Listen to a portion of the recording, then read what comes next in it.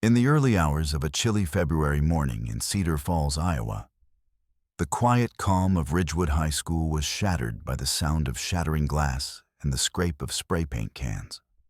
By dawn, school administrators and local police were confronted with a scene of widespread vandalism. Walls defaced with graffiti, windows smashed, and classrooms ransacked. The incident sent ripples of shock through the normally peaceful town, known more for its community spirit than for acts of rebellion.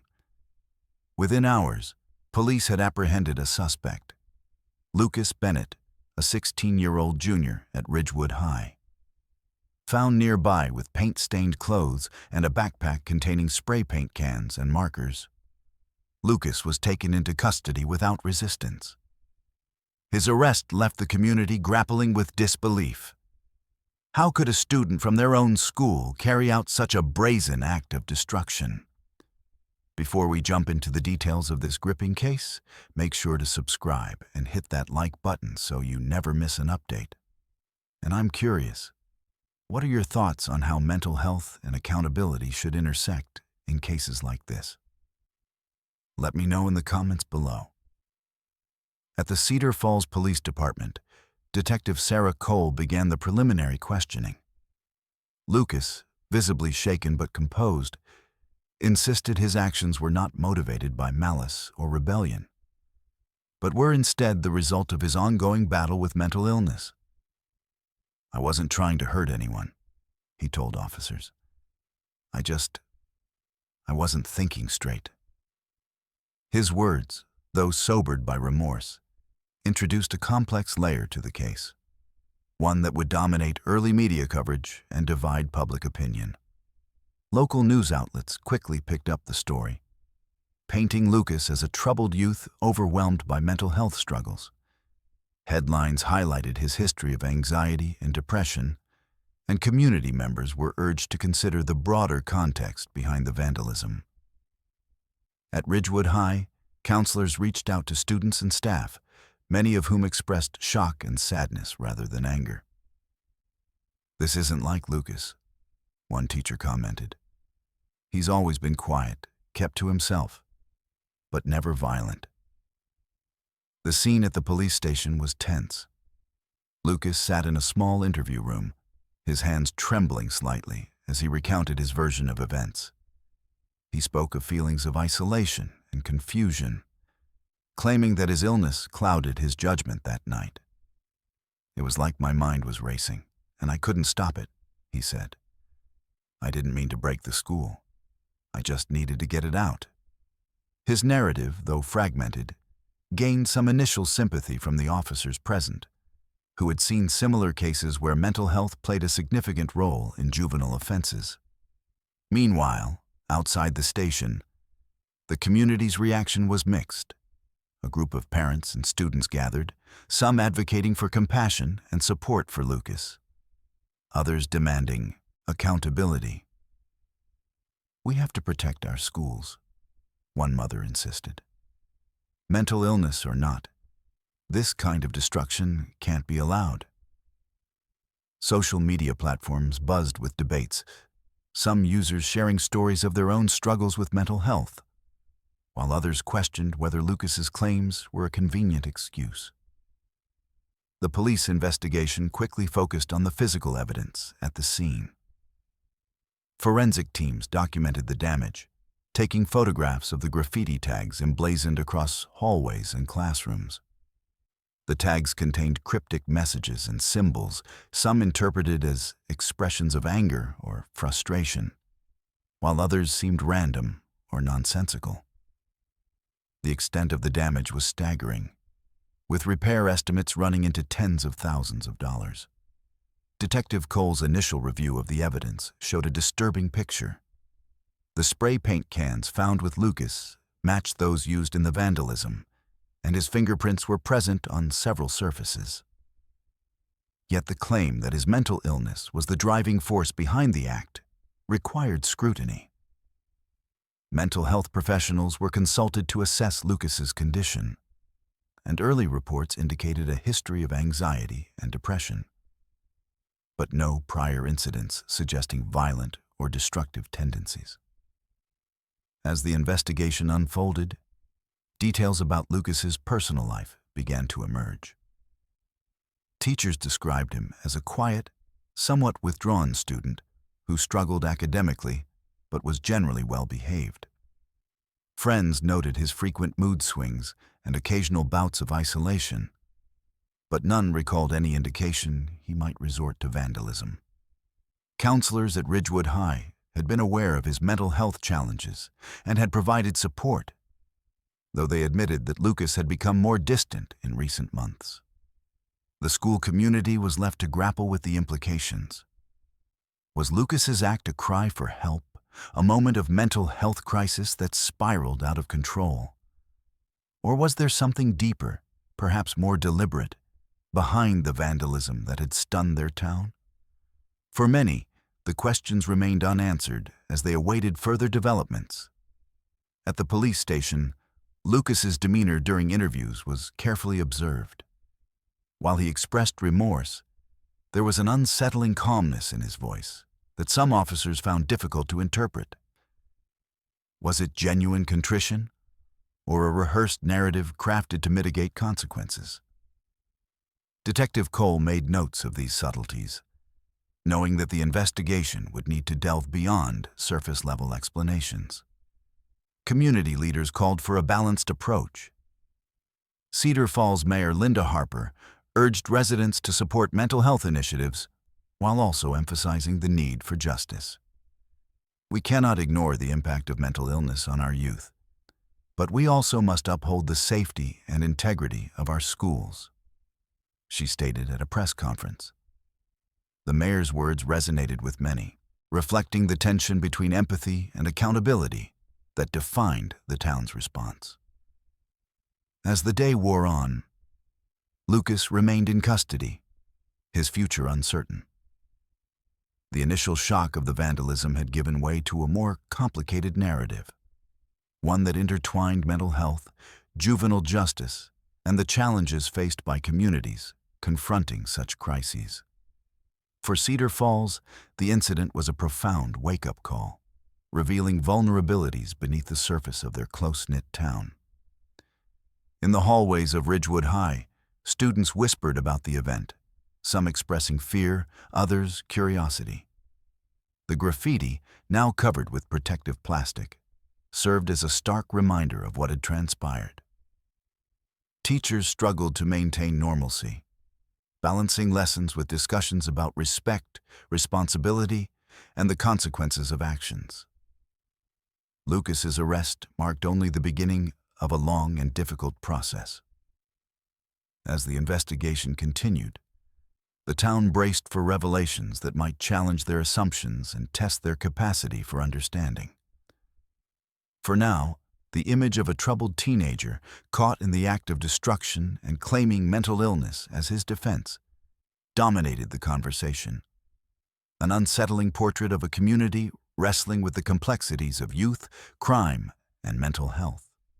In the days following Lucas Bennett's arrest, Detective Sarah Cole and her team delved deeper into the investigation, determined to uncover the full story behind the Ridgewood High vandalism. What initially appeared to be a straightforward case, complicated by mental health claims, soon revealed inconsistencies that challenged the early narrative. During multiple interviews, Lucas maintained that his actions were impulsive, driven by a mental health episode rather than any calculated intent. However, Detective Cole noted subtle contradictions in his statements.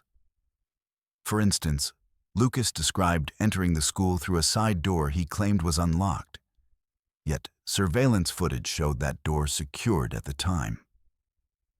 He also gave conflicting accounts of the timing and sequence of his movements inside the building, which did not align with physical evidence or witness reports. The detective's skepticism grew as forensic analysis of the vandalism site proceeded. While Lucas's fingerprints on spray cans and walls were undeniable, investigators uncovered evidence suggesting a level of preparation inconsistent with a spontaneous act. Some graffiti displayed a precision and style indicative of prior planning, including the use of specific colors and symbols that Lucas had not explained. Community members, initially inclined to accept Lucas's mental health defense, began to question whether his illness was a genuine factor or a convenient explanation for deliberate vandalism. At a town hall meeting convened to address concerns, parents and educators voiced their unease. "We want to support our kids, especially those struggling," one teacher said. "But we can't ignore the possibility that this was more than just a breakdown." Detective Cole's team widened their inquiry, examining Lucas's recent activities both in and out of school. Interviews with classmates painted a picture of a teenager grappling with anxiety and depression. Yes, but also someone who had shown signs of frustration and withdrawal for months. Some peers mentioned that Lucas had become secretive about his whereabouts and was less communicative, but none suspected he was capable of such destruction. The detectives' breakthrough came when reviewing security camera footage from the night of the vandalism. While cameras in the main hallways had been disabled or obstructed, a neighboring business's exterior camera captured a figure matching Lucas's description loitering near the school parking lot hours before the damage occurred. Yet, curiously, the footage also showed another individual briefly approaching Lucas and handing him a small package before departing. This interaction had gone unnoticed until now. This new evidence complicated the narrative. Could Lucas have been influenced or coerced by someone else? Was his mental health being exploited as a cover? Detective Cole requested further analysis of the package, which, upon examination, contained additional spray paint and markers, supplies not found in Lucas's backpack. As the investigation unfolded, physical evidence began to challenge Lucas's initial claims of impulsivity. The spray paint cans in his possession had been purchased days earlier, according to receipts found on his phone. Moreover, the sequence of graffiti tags showed a progression from simple to complex designs, suggesting time and thought rather than a reckless outburst. The detective also scrutinized Lucas's behavior during police interviews. Although he appeared cooperative, his responses at times seemed rehearsed, as if he had been coached on what to say. His explanations for the symbolism in the graffiti were vague and inconsistent, further undermining his credibility. Meanwhile, the mental health assessments conducted by specialists did confirm that Lucas suffered from anxiety and depression, conditions that had been managed with therapy and medication over the past year. However, experts noted no history of violent behavior or tendencies toward vandalism. One psychiatrist remarked, "While mental illness can impair judgment, the evidence here suggests a level of premeditation inconsistent with an acute episode." Inside the community, the shifting perceptions of the case sparked heated debates. Some parents expressed frustration that mental health was being used as a get-out-of-jail-free card. Others worried about stigmatizing mental illness and the potential consequences for youth seeking help. Social media forums were flooded with conflicting opinions, reflecting the town's struggle to reconcile compassion with accountability. School. Officials faced mounting pressure as additional questions arose about the security measures in place and whether early warning signs had been missed. Principal Mark Dalton addressed the staff in a meeting, emphasizing the need to balance support for students with vigilance. "We must learn from this incident," he urged. "Our priority is to create a safe environment where all students can thrive."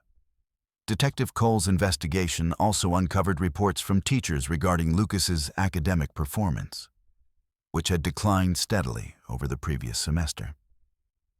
Assignments were often incomplete, and his attendance had become irregular. Counselors noted that Lucas had been reluctant to discuss personal issues, withdrawing further as stress mounted. In the days that followed, police discovered that Lucas had searched online for information about graffiti styles and techniques prior to the vandalism. Although such searches could be innocent curiosity, the timing raised questions about intent. Additionally, text messages recovered from his phone showed conversations with an unknown individual, encouraging rebellious acts against authority, though the identity of this person remained unclear. Despite these developments, Lucas's legal team maintained that his mental illness had impaired his ability to fully comprehend or control his actions. Defense attorney Karen Mitchell argued that the pressures of adolescence combined with untreated psychological distress explained the vandalism. "Lucas is not a criminal mastermind," she stated.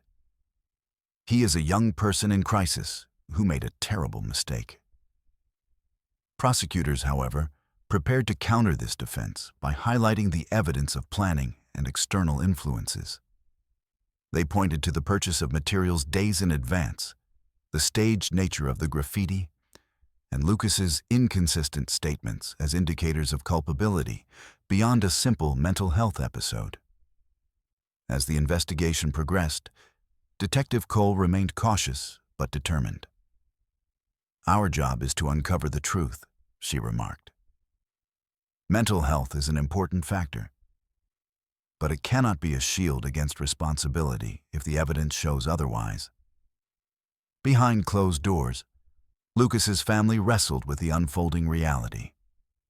His mother, Susan Bennett, expressed a mixture of support and confusion. "I want to believe he's struggling, not malicious," she said tearfully. "But I also want the truth to come out, for his sake and the community's." The case, once framed as a tragic consequence of mental illness, was evolving into a more complex inquiry into motive, influence, and accountability. For Cedar Falls, the questions raised by Lucas Bennett's actions and the investigation that followed would challenge the town's understanding of youth behavior and the intersection of mental health and justice.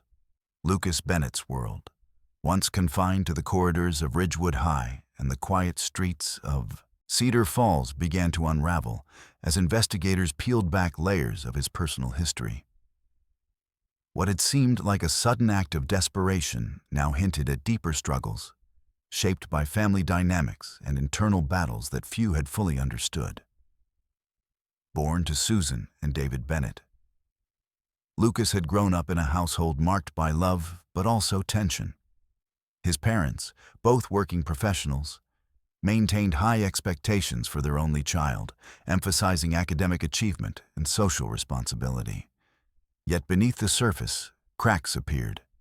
Neighbors recalled hearing raised voices during late-night arguments, though none suspected the turmoil within their home would manifest in such a public way.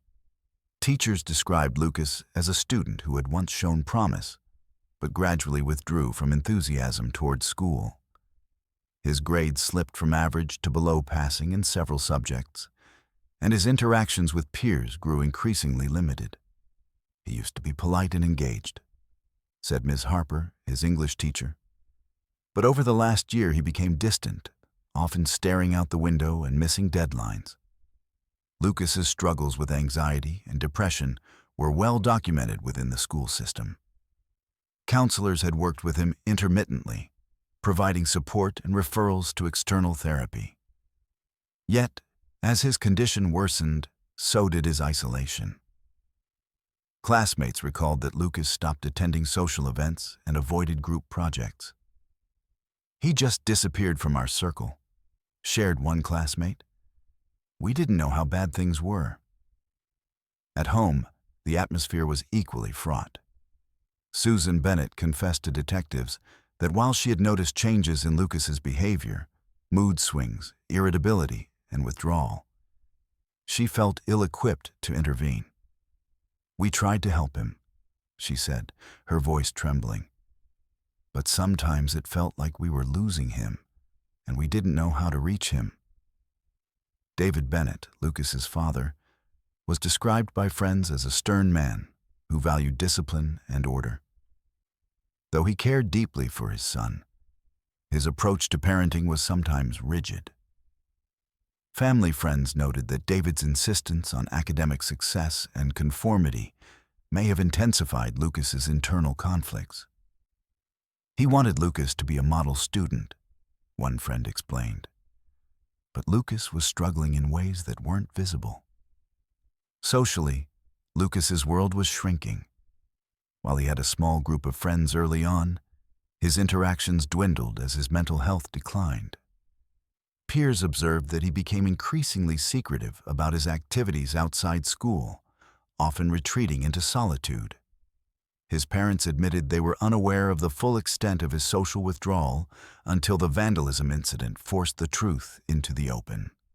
Lucas's digital footprint offered further insights. School officials and investigators accessed his social media accounts, revealing a stream of posts reflecting his emotional turbulence.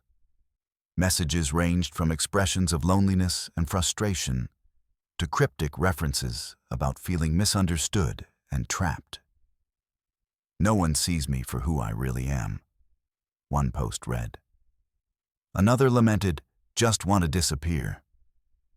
While none of these posts explicitly threatened violence, they painted a portrait of a young person wrestling with internal demons.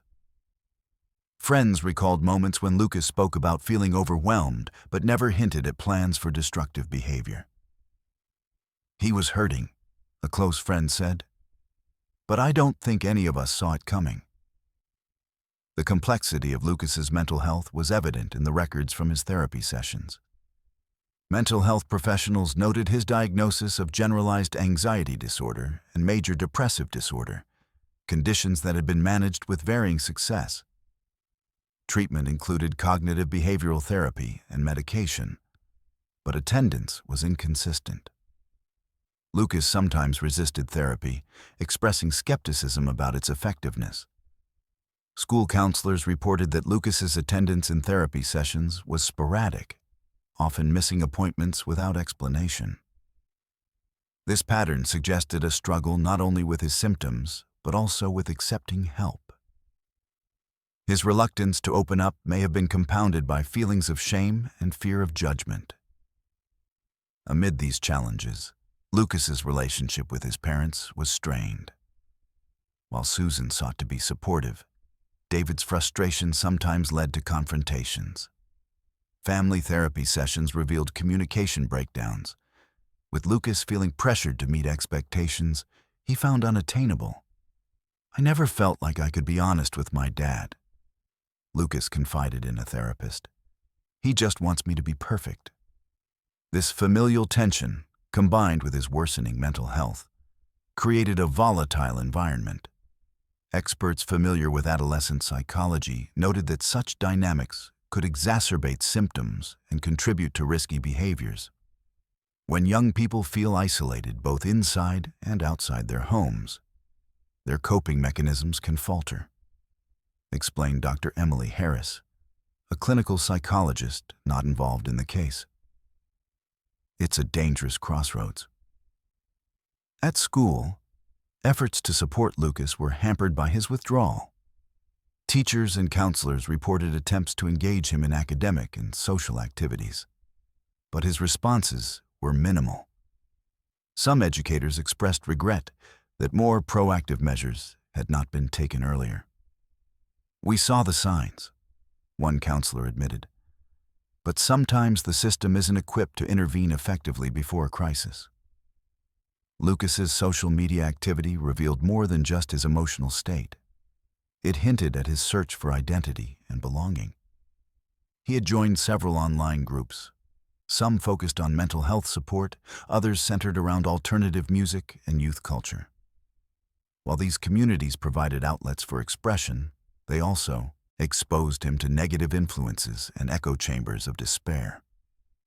Peers described Lucas as a complex individual, intelligent, introspective, yet burdened by self-doubt. His art and writing assignments, when completed, reflected a depth of feeling and a yearning for understanding. However, these glimpses were overshadowed by his inconsistent engagement and avoidance of help. As the investigation continued, Lucas's background underscored the challenges faced by adolescents struggling with mental health in environments that may not be fully supportive. His story was not unique, but the consequences in this case were severe and far-reaching. Detective Cole recognized that understanding Lucas's history was essential to unraveling the motivations behind the vandalism. "This isn't just about one night," she said. "It's about a young person's life unraveling under pressures that many don't see until it's too late." Within the Bennett household, the aftermath of the incident brought both pain and reflection. Susan and David grappled with guilt and confusion, questioning what they might have done differently. "We wanted to protect him," Susan said, "but maybe we didn't see how much he was hurting." The school community, too, faced a reckoning. Ridgewood High began reviewing its support systems, seeking ways to identify and assist students like Lucas before crisis points were reached. Discussions about mental health education, early intervention, and fostering open communication gained momentum. Lucas Bennett's personal struggles revealed the intricate web of factors contributing to his actions. A combination of family pressures, untreated mental health issues, social isolation, and a desperate need to be seen and heard. As the investigation moved forward, these elements would shape not only the legal proceedings, but also the broader conversation about youth, mental health, and accountability. As the investigation into the Ridgewood High vandalism deepened, law enforcement gained access to Lucas Bennett's social media accounts, unveiling a digital trail that complicated the narrative he had carefully constructed. The posts, messages, and interactions painted a picture of a young man grappling not only with mental health challenges, but also with escalating anger and frustration that appeared to move beyond mere expression into planning. Detective Sarah Cole, reviewing the trove of data alongside digital forensic analysts, noted a pattern of posts increasingly charged with emotion. Early entries were marked by vague expressions of sadness and isolation, typical of those struggling with anxiety and depression. But over the weeks leading up to the vandalism, Lucas's posts took on a sharper tone. He began sharing images of graffiti art, tagging styles, and quotes about rebellion and defiance. One post, dated just days before the incident, read, "Sometimes you have to break the silence to be heard." Accompanying it was a photo of a spray can held tightly in a hand, the label worn and faded. Another post featured a cryptic message: "Walls don't just hold us in. They can show the truth we hide." These messages suggested an evolving mindset, one that seemed to rationalize destruction as a form of expression. Further scrutiny revealed that Lucas had joined several online groups centered on youth discontent and anti-authoritarian sentiment. These forums, while sometimes offering support and camaraderie, also contained discussions that glorified vandalism and acts of defiance against institutions perceived as oppressive. Within these circles, Lucas was not a passive observer. He engaged in conversations about making a statement and shared images of graffiti from other cities. Text message exchanges recovered from Lucas's phone added another layer to the story. Conversations with an unidentified contact revealed discussions about targeting the school. Phrases like, "We need to shake things up," and "It's time they listen," appeared repeatedly. On one occasion, Lucas asked about the best colors for visibility and the timing to avoid detection. These messages starkly contradicted his claims during police interviews that the vandalism was an impulsive act driven solely by his mental health struggles. Detective Cole's team worked meticulously to verify the authenticity of the messages and posts, confirming that Lucas was indeed the author. The timeline of activity showed a clear progression from emotional venting to concrete planning. Analysts noted that the spray paint cans found in his backpack were purchased online over a period of days, further suggesting premeditation. In interviews, Lucas struggled to reconcile his online behavior with his earlier statements. When confronted with the evidence, He alternately denied intent or claimed that the messages were exaggerated expressions of frustration. "I was just venting," he insisted. "I didn't think it would actually happen." Yet the consistency and specificity of the posts undermine this defense. The discovery of Lucas's digital footprint raised challenging questions for the community and legal system alike. Could a teenager's online words be considered a precursor to criminal intent?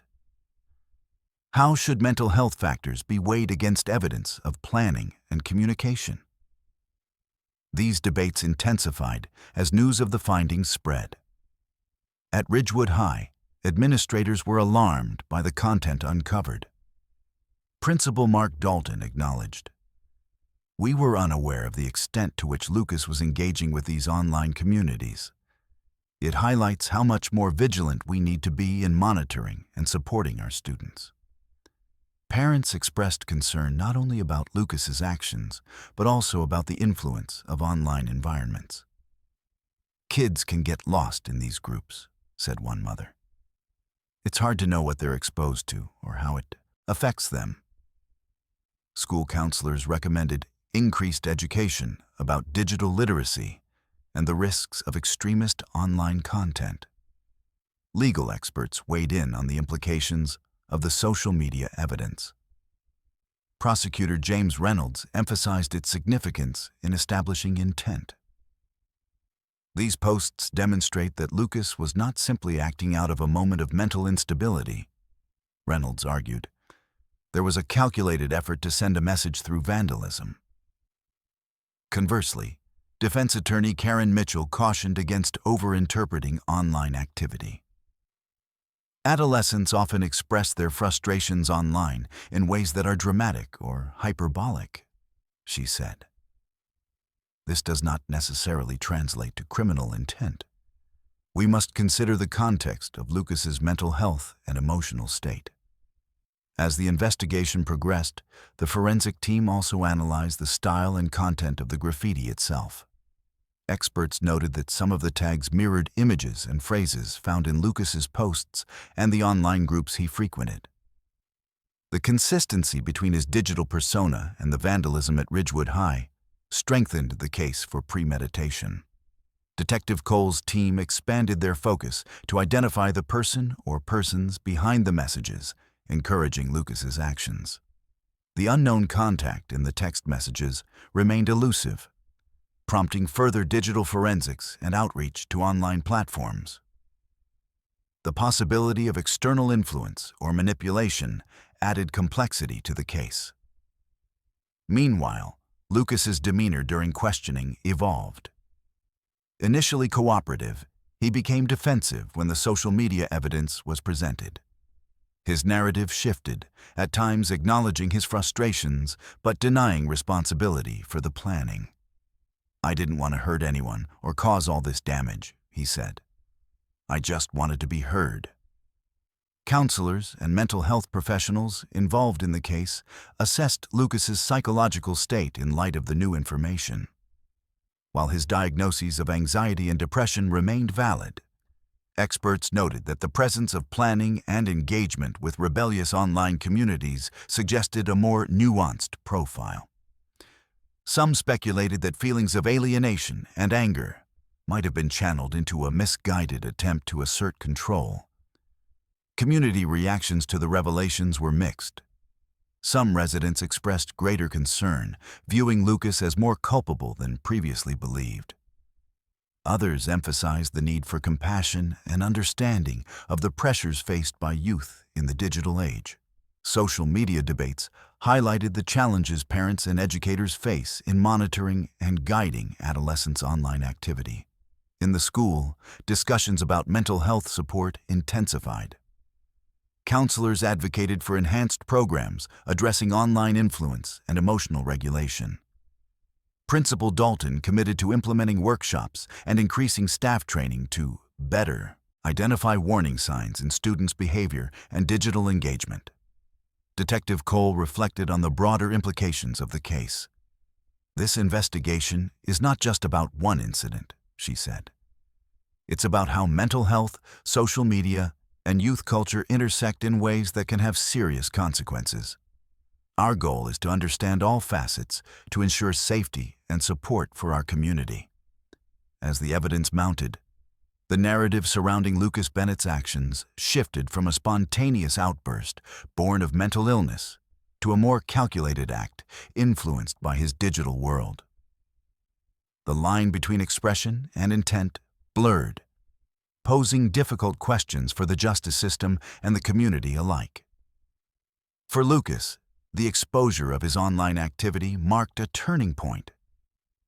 The digital traces he left behind painted a more complex picture, one of a young person struggling to find his voice, but ultimately choosing a path that would irrevocably alter his life and the lives of those around him.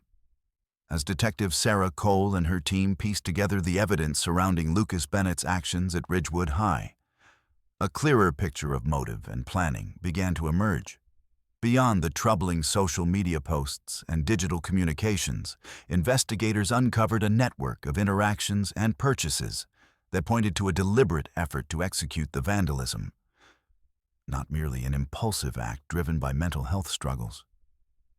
Financial records obtained through a court order revealed that Lucas had made several transactions in the weeks leading up to the incident. These purchases included multiple cans of spray paint, markers, and other materials consistent with those found at the vandalism scene. The receipts, time-stamped and linked to his bank account, showed the acquisitions were spread out over several days, suggesting a calculated buildup rather than a spontaneous decision. In addition to physical supplies, text messages retrieved from Lucas's phone painted a picture of coordination and intent. Conversations with an unidentified contact revealed discussions about making a statement at the school, with references to specific locations targeted for graffiti and the timing of the event to avoid detection. One message read, "We hit the East Wing first, then the gym. They won't see it coming." Another exchange discussed the use of bright colors to maximize visibility and impact. Detective Cole noted that these conversations directly contradicted Lucas's earlier claims of acting alone in a moment of mental confusion. Instead, they suggested that he had been part of a plan, or at least influenced by someone urging him to act with purpose. The mystery contact remained unidentified, prompting further digital forensics and outreach to online platforms to trace any accomplices or instigators. Investigators also examined Lucas's online interactions within local and regional youth groups that advocated rebellious acts against authority. These forums, while often cloaked in anonymity, contained shared tips on vandalism techniques, evading law enforcement, and symbolic messaging. Lucas's activity in these groups showed active participation, including posting images of graffiti art and encouraging others to make their voices heard. The discovery of these connections raised concerns about external influences shaping Lucas's behavior. Was he merely expressing his own frustrations? Or had he been drawn into a subculture that glorified defiance and destruction? Police analysts considered the possibility that Lucas's mental health vulnerabilities made him more susceptible to manipulation within these online circles. Financial records also indicated that Lucas had purchased items beyond typical art supplies, including gloves and a small flashlight, equipment useful for covert nighttime activity. These details further undermined the narrative of an impulsive act and suggested significant forethought and preparation. Within Ridgewood High, the targeted areas of the vandalism corresponded closely with the locations Lucas and his contact had discussed in their messages. The East Wing, primarily housing administrative offices and classrooms, was heavily defaced with graffiti that included phrases denouncing authority and symbols associated with rebellion.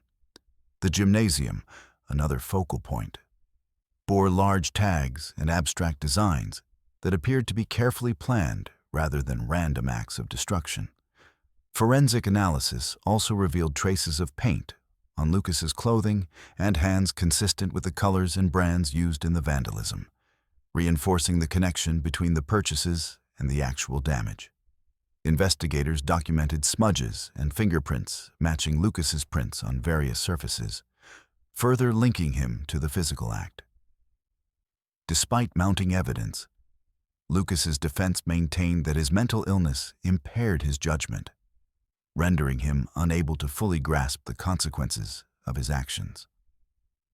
Attorney Karen Mitchell argued that while material evidence existed, it should be weighed against his psychological state. Lucas's anxiety and depression compromised his ability to make rational decisions, she contended. This case is not about cold calculation, but a young man overwhelmed by his struggles. Prosecutors, however, welcomed the financial and digital evidence as pivotal in demonstrating premeditation. The pattern of purchases, the detailed planning in texts, and the coordination with others establish a clear intent, argued lead prosecutor James Reynolds. This was not an act of impulsive destruction, but a deliberate attempt to send a message through vandalism. The community's response to these revelations was mixed but intense. Parents expressed alarm over the sophistication and planning involved, fearing that such behavior indicated deeper issues within the youth culture of Cedar Falls. "This wasn't just a kid acting out," said one concerned mother. "There's something more organized here, and we need to address it." School officials echoed these concerns, recognizing the need for enhanced security and monitoring. Principal Mark Dalton committed to reviewing protocols around student access and increasing collaboration with law enforcement to prevent future incidents. "We must be vigilant," he said. "Our responsibility is to protect our students and our facilities." At the same time, mental health advocates urged caution in interpreting the evidence. They emphasized that while planning was evident, it did not negate the impact of Lucas's psychological struggles. "Premeditation and mental illness are not mutually exclusive," said Dr. Emily Harris, a clinical psychologist specializing in adolescent care. "A young person can plan actions influenced by distorted thinking rooted in anxiety or depression." The investigation also brought to light the complex role of online communities and peer influence in shaping youth behavior. Experts noted that while these groups can offer support, they may also expose vulnerable individuals to harmful ideologies and encourage risky acts. "Digital spaces are a double-edged sword," explained cyberpsychologist Dr. Alan Kim. "They can foster connection or amplify destructive impulses." Detective Cole's team continued efforts to identify the unidentified contact in the text messages, suspecting that uncovering this individual could reveal whether Lucas was acting alone or as part of a broader network. The search involved collaboration with internet service providers and social media companies, as well as analysis of metadata and communication patterns. Meanwhile, Lucas remained in custody, his legal situation becoming more precarious as evidence accumulated. His family retained hope for understanding and support, though the growing narrative of calculated vandalism cast a shadow over these aspirations.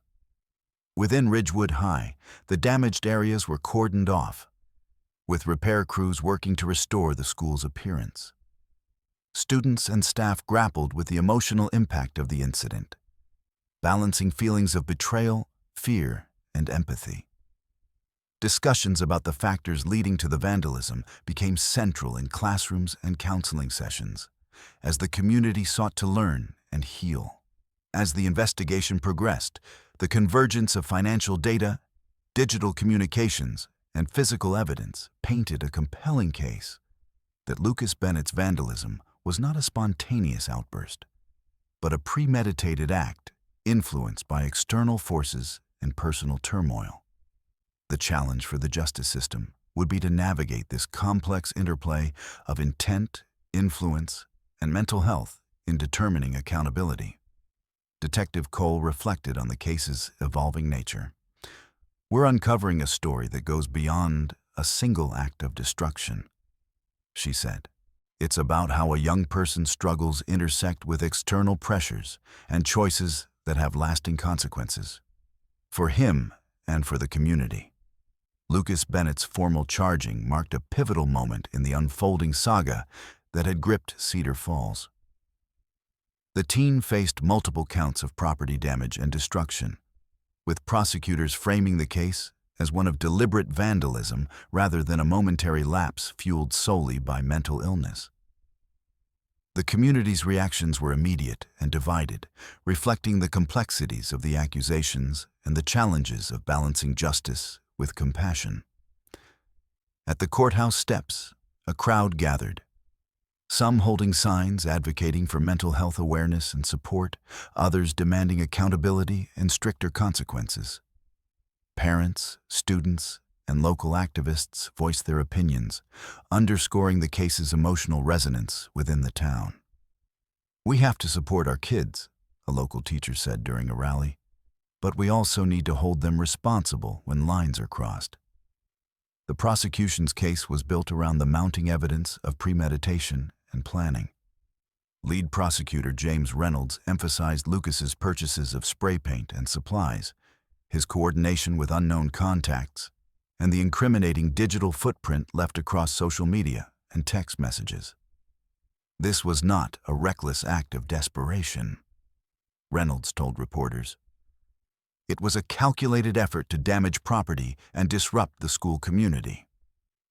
Defense attorneys, led by Karen Mitchell, prepared to challenge these assertions by focusing on Lucas's diagnosed mental illnesses, generalized anxiety disorder and depression, and their impact on his behavior.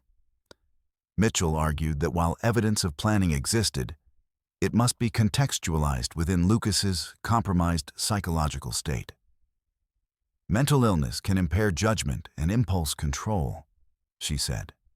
Lucas's actions stemmed from a place of deep emotional turmoil, not criminal intent.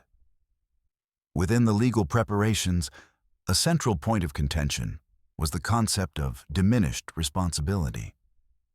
The defense sought to demonstrate that Lucas's mental health conditions diminished his capacity to fully understand or control his actions during the vandalism. Expert testimonies were being gathered to support this narrative, including evaluations from psychologists and psychiatrists familiar with adolescent mental health. Prosecutors, meanwhile, focused on the evidence that suggested Lucas's awareness and intent. They planned to call upon digital forensic experts to explain the significance of his online activity, showing how his posts and messages established a timeline of deliberate planning. Law enforcement officers involved in the investigation were also expected to testify about inconsistencies in Lucas's statements and the physical evidence linking him to the crime. The community's division extended into the courtroom itself, with some jurors reportedly expressing sympathy for Lucas's mental health struggles, while others were concerned about the seriousness of the offense and its impact on the school. Public discourse outside the trial reflected these tensions, with debates about juvenile justice, mental health defenses, and the appropriate consequences for such actions. At Ridgewood High, the incident continued to cast a long shadow. School administrators worked to reassure parents and students, emphasizing the steps being taken to improve security and support services. Counselors offered sessions to help students process the event and to address ongoing mental health needs. "We want to create a safe space where students feel heard and supported," Principal Mark Dalton remarked. "This incident has highlighted areas where we can grow as a community." In preparation for trial, legal teams reviewed the extensive evidence. The defense explored mitigating factors, including Lucas's history of therapy, medication adherence, and family dynamics. They planned to present a narrative of a young person overwhelmed by internal struggles and external pressures, seeking to humanize Lucas beyond the charges. The prosecution's strategy centered on demonstrating that, despite these challenges, Lucas made conscious choices to commit vandalism that caused significant damage and distress. Financial experts were brought in to quantify the cost of repairs, underscoring the tangible consequences of his actions. Witnesses from the school community were expected to testify about the disruption and emotional toll experienced by students and staff. As the trial date approached, media coverage intensified. Local news stations aired segments exploring the intersection of juvenile crime and mental health, featuring interviews with experts, community members, and legal analysts. The story sparked broader conversations about how the justice system handles cases involving young defendants with psychological conditions. Advocates for juvenile justice reform highlighted the importance of balancing accountability with rehabilitation. "Young brains are still developing," said Dr. Emily Harris, a clinical psychologist.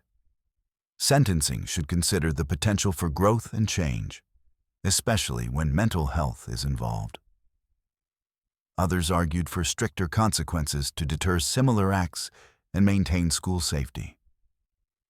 Lucas's family grappled with the public scrutiny and the emotional weight of the proceedings.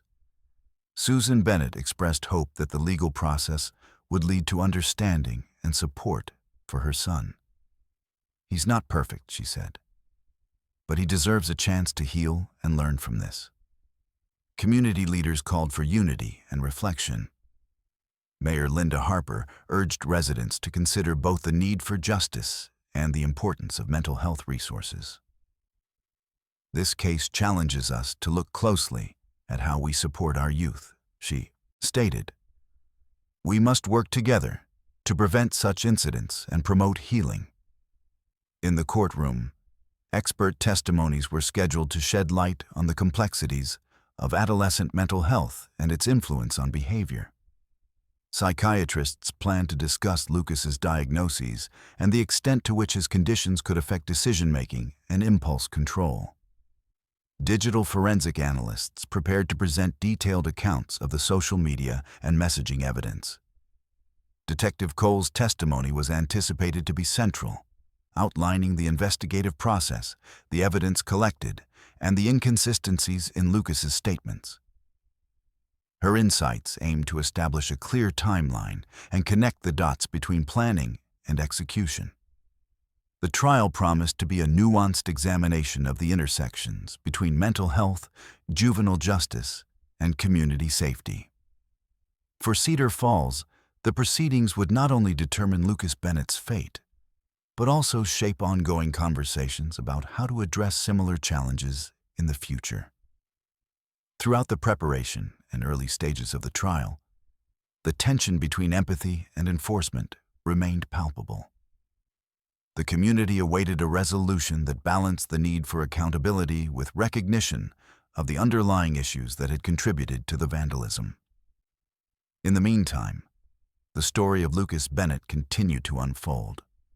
A complex narrative of a troubled youth, a damaged school, and a town grappling with the difficult realities of youth crime and mental health. The courtroom was packed on the first day of Lucas Bennett's trial, the tension palpable as community members, media personnel, and legal teams settled into the proceedings. The case had evolved into a complex examination of juvenile justice, mental health, and the boundaries of accountability. As the trial unfolded, testimonies from experts, law enforcement, and witnesses would shape the narrative that jurors would have to decipher. The prosecution opened with a detailed chronology of the events leading to the vandalism at Ridgewood High. Prosecutor James Reynolds laid out the evidence of premeditation, emphasizing Lucas's online activity, financial transactions, and text messages that indicated deliberate planning. "This was not a moment of madness," Reynolds asserted. "It was a calculated act intended to send a message through destruction." Detective Sarah Cole was among the first witnesses called to the stand. Calm and methodical, she recounted the initial investigation, highlighting inconsistencies in Lucas's statements and the physical evidence linking him to the crime scene. She described the forensic analysis of fingerprints, paint samples, and surveillance footage, painting a picture of a young man deeply involved in the act. When questioned about Lucas's mental health claims, Detective Cole acknowledged that while mental illness was a factor, the evidence suggested a level of intent that could not be overlooked. The planning, the discussions online, the coordinated purchases, all point to purposeful actions, she testified.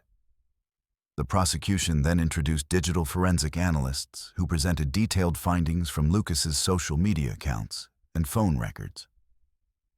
Using visual aids, they traced the timeline of posts expressing frustration and rebellion, followed by messages discussing spray paint colors, timing, and targeted locations within the school. This evidence was framed as clear indicators of intent and awareness.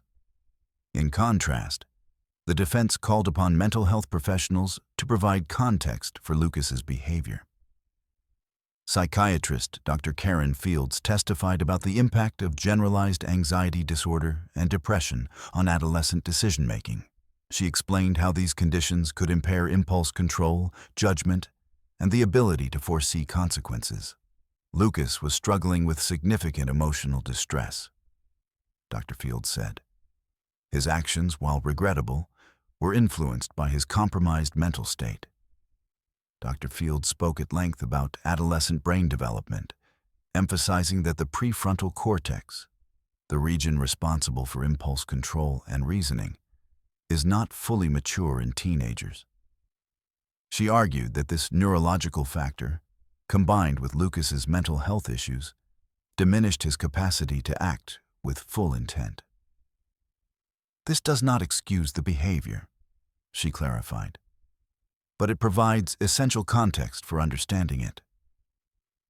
The defense also presented testimony from Lucas's school counselor, who described his increasing withdrawal, mood swings, and difficulties coping with academic and social pressures. The counselor recounted efforts to engage Lucas in support services, noting his reluctance, but also his vulnerability. He was a boy in pain, searching for an outlet, she testified. Throughout the trial, Lucas remained largely silent, occasionally glancing anxiously at his family in the courtroom. His demeanor contrasted with the assertive testimonies of experts and investigators, underscoring the personal toll of the proceedings. Prosecutors countered the defense's arguments by highlighting evidence of Lucas's calculated actions. They pointed to the staggered purchases of spray paint over days, the coordination with unidentified contacts, and the precision of the graffiti as undermining claims of impulsivity. Planning requires forethought, Reynolds argued. Lucas demonstrated awareness of his actions and their consequences. The prosecution also called witnesses from the school community, including teachers and students affected by the vandalism. One teacher described the emotional impact of discovering the defaced classrooms.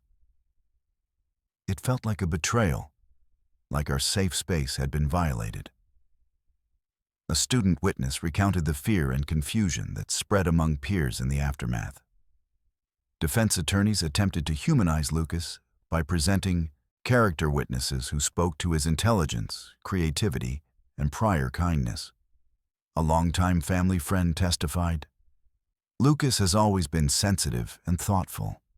This act doesn't define who he is." The defense sought to balance the narrative by reminding jurors of his youth and potential for rehabilitation. As expert testimonies concluded, the courtroom grappled with the challenges of weighing conflicting perspectives. The prosecution emphasized accountability and the need to uphold community standards, while the defense stressed empathy and the importance of addressing underlying mental health issues. Throughout the trial, legal analysts noted the delicate balance judges and juries face in such cases. The interplay between evidence of planning and mental health defenses raised complex questions about culpability and appropriate sentencing for juvenile offenders. Outside the courthouse, the community remained engaged. Public forums and school meetings continued discussions about mental health support, youth accountability, and prevention strategies. Cedar Falls grappled with the broader implications of the case. recognizing that it was not just about one individual, but about systemic challenges facing many young people. Judge Marianne Jacobs presided with measured authority, ensuring that both sides had ample opportunity to present their cases. She reminded jurors of their duty to consider all evidence impartially, weighing the facts alongside expert opinions. As closing arguments approached, tensions ran high. The prosecution urged jurors to consider the tangible harm caused and the clear evidence of intent. The defense appealed to compassion, highlighting Lucas's struggles and potential for growth if given support rather than harsh punishment. Within the courtroom, Lucas's fate rested in the hands of 12 jurors tasked with navigating the complexities of adolescent psychology, digital influence, and legal responsibility. Their deliberations would determine not only the outcome of the trial, but also send a message to the community about how such cases are understood and addressed. The trial of Lucas Bennett underscored the evolving challenges of juvenile justice, in an era where mental health and online culture intersect. As the town of Cedar Falls watched closely, the proceedings offered a window into the difficult questions faced by families, schools, and the legal system when youth crossed the line between troubled behavior and criminal acts. After days of intense deliberation, the jury returned to the courtroom of Cedar Falls with a verdict that would reverberate throughout the community. The trial of Lucas Bennett had been a profound exploration of the complexities surrounding juvenile crime, mental health, and accountability, culminating in a decision that balanced these often competing considerations. Foreman Michael Green stood before Judge Marianne Jacobs, reading the jury's unanimous verdict: guilty of vandalism with intent. The courtroom fell into a solemn hush as those present absorbed the gravity of the announcement. For many, it marked the end of a harrowing chapter. For others, the beginning of a challenging path forward. The judge, her expression measured, began the sentencing phase by acknowledging the multifaceted nature of the case. This court recognizes the significant role that mental health has played in Mr. Bennett's actions, Judge Jacobs stated. However, the evidence demonstrates that these actions were deliberate and caused substantial harm to the Ridgewood High community. Lucas sat silently, flanked by his attorneys and family, the weight of the verdict settling upon him. The courtroom atmosphere was a blend of relief, sorrow, and reflection, mirroring the conflicting sentiments that had characterized the case from the outset. In delivering the sentence, Judge Jacobs sought to balance punishment with rehabilitation. Lucas was ordered to serve a period of probation, during which he would be required to complete extensive community service focused on school and neighborhood restoration projects. Additionally, the court mandated ongoing counseling and mental health treatment, emphasizing the importance of addressing underlying issues. The goal of this sentence, the judge explained, is not only to hold Mr. Bennett accountable, but also to provide him with the support necessary to rehabilitate and reintegrate as a productive member of society. The financial restitution for the damages caused was also addressed, with arrangements made for Lucas's family to contribute to the repair costs in a manner consistent with their means. The court acknowledged the substantial impact of the vandalism on the school's operations and the emotional toll on students and staff. Outside the courthouse, reactions were mixed. Some community members expressed satisfaction that justice had been served, emphasizing the importance of consequences in maintaining order and safety. "Actions have consequences," said local business owner Karen Mills. This sentence sends a clear message.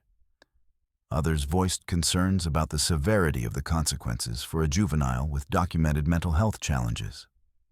Mental health advocates argued for a focus on treatment and support over punitive measures. "We must remember that Lucas is still a child," said Dr. Emily Harris. "Our response should prioritize healing and prevention." The sentencing ignited broader discussions about juvenile justice reform within Cedar Falls. Community forums and school meetings explored ways to enhance mental health resources, early intervention programs, and restorative justice approaches. The case became a catalyst for examining how the town supports its youth, particularly those facing psychological struggles. At Ridgewood High, the administration renewed its commitment to student well-being. Principal Mark Dalton announced the implementation of new mental health initiatives, increased counseling services, and workshops on digital literacy and emotional resilience. We want to create an environment where students feel safe, supported, and empowered, he stated. Lucas's family expressed mixed emotions following the sentencing. Susan Bennett spoke candidly about the challenges ahead. "We're grateful for the support and hope this is a turning point for Lucas," she said. "He needs help to heal and grow from this." As Lucas began his probation and treatment, he faced the daunting task of rebuilding trust within his community and himself. The restorative justice components of his sentence aimed to involve him directly in repairing the damage and understanding the impact of his actions. Legal experts observed that the case highlighted the delicate balance courts must strike when addressing juvenile offenders with mental health issues. The interplay between accountability and compassion remains a central challenge in the justice system. "This is not a simple matter of right and wrong," commented attorney Karen Mitchell. "It requires nuanced understanding and tailored responses." The verdict and sentencing also prompted reflection on the role of social media and digital influence in youth behavior.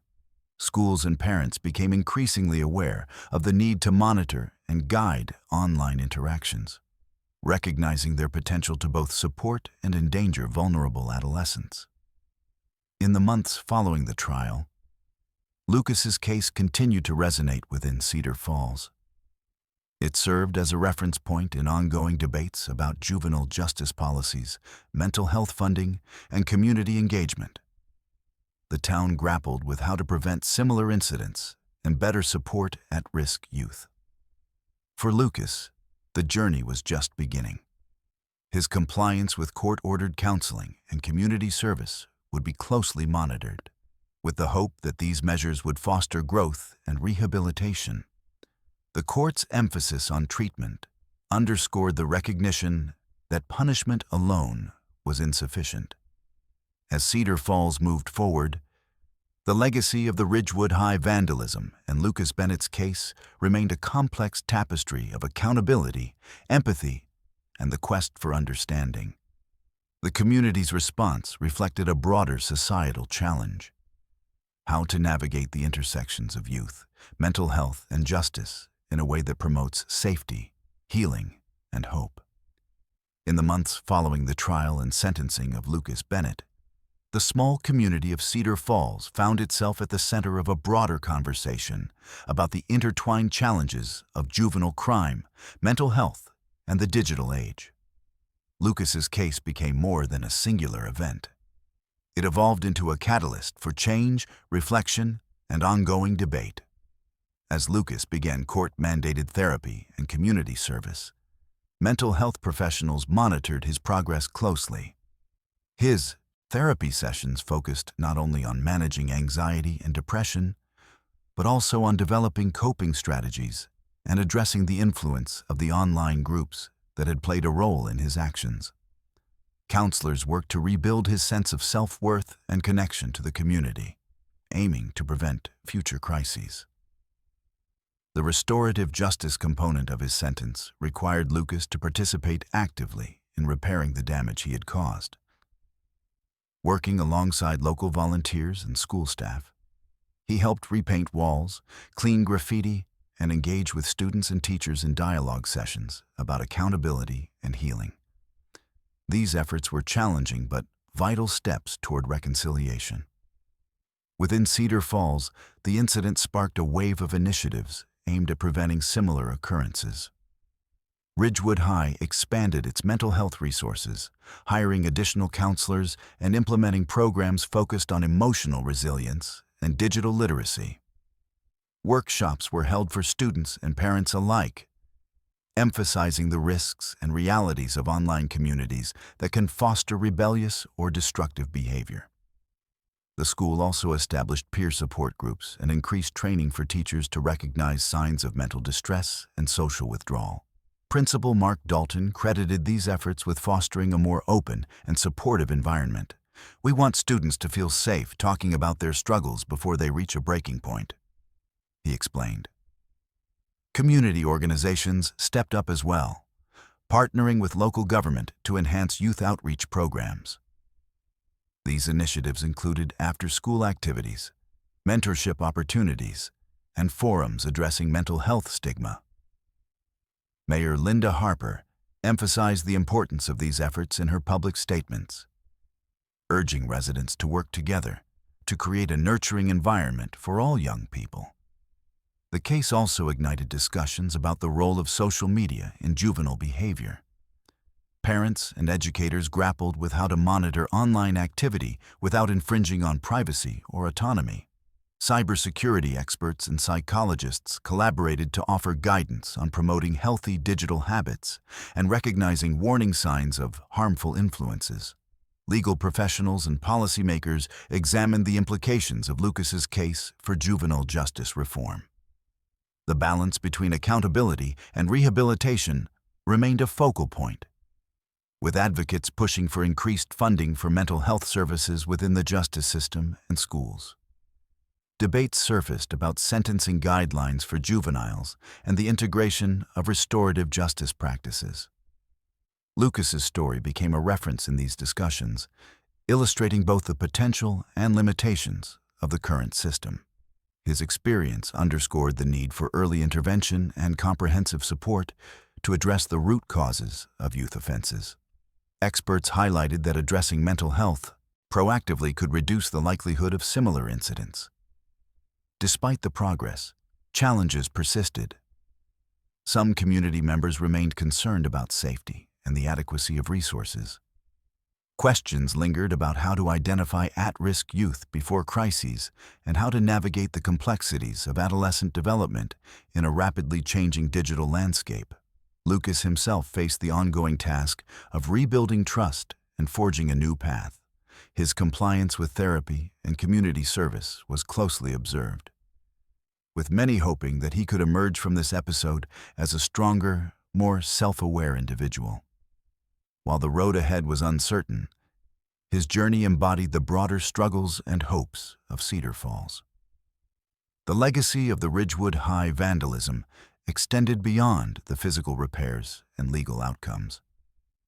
It prompted a collective reckoning with the challenges faced by young people today: mental health struggles, the influence of online communities, and the pressures of adolescence. Cedar Falls's response reflected a commitment to learning, healing, and fostering resilience. Scholarships and community funds were established in the aftermath, aimed at supporting mental health initiatives and educational programs that promote positive youth development. These efforts honored the lessons learned and sought to prevent future tragedies. Lucas Bennett's story serves as a poignant reminder of the delicate intersections between family dynamics, mental health, and the justice system's role in addressing youthful transgressions. It highlights the ongoing need for compassion, vigilance, and collaboration among families, schools, law enforcement, and communities. As Cedar Falls continues to navigate these complex issues, the hope remains that the experience will lead to stronger support networks, better understanding, and a more just and empathetic approach to juvenile justice. The town's journey reflects a microcosm of national conversations on how best to care for vulnerable youth while maintaining safety and accountability. In the end, the case of Lucas Bennett stands as a multifaceted story, one of youthful struggle, community impact, and the enduring quest to balance justice with mercy in a changing world.